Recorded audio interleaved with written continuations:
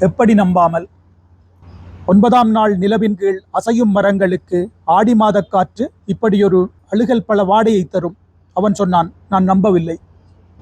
இசக்கி துடிகாரி தலைக்கு மேலுள்ள ஆலம்பழங்களை குளத்து தண்ணீருக்குள் அவள் பறித்து வீச நீந்தி செல்லும் அவை மீன்களாக.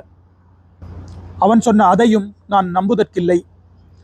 பொதுக்கிணற்று சகடைகளில் சாமத்தில் நீரிறைத்து மூக்கம்மாத்தை குளிக்கையில் அரசமரக் கிளிகள் பந்தலாய் பறந்து அம்மணம் மறைக்கும். நன்றாகத்தான் இருந்தது கேட்க. நம்பவே இல்லை. ஆனால் இடிந்து கிளமான வீட்டில் தொழுவத்து மண் சுவரை தொடச் சொல்லி அவனும் தடவி அப்படியே நின்றான். நாள் கணக்காக சாப்பிடாமல் கிறங்கி வேப்பமரத்தடியில் கிடந்த இரவுகளில் அம்புலி சுவருக்கு இந்த பக்கம் நுழைந்து அந்த பக்கமாக உருவிச் செல்கையில் வடிசோறு கொதிப்பது போல ஒரு வாசனை அடிக்கும். இப்படி சொல்கிற ஒருவனை இனிமேலும் எப்படி நம்பாமல் இருக்க முடியும்?